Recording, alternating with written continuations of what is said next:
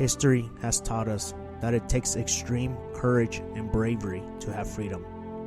Strong men and women have fought until their last breath for the protection of our country.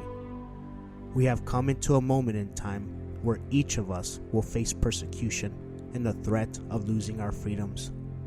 We are in desperate need of strong spiritual men and women to unite to protect our religious freedoms.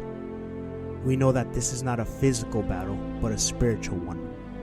We need to come together and march into the battlefield against the dark forces that are trying to consume this nation.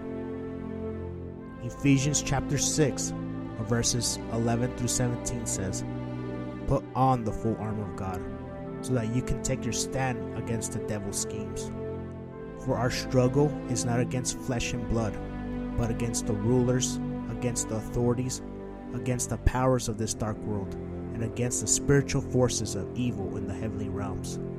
Therefore, put on the full armor of God, so that when the day of evil comes, you may be able to stand your ground.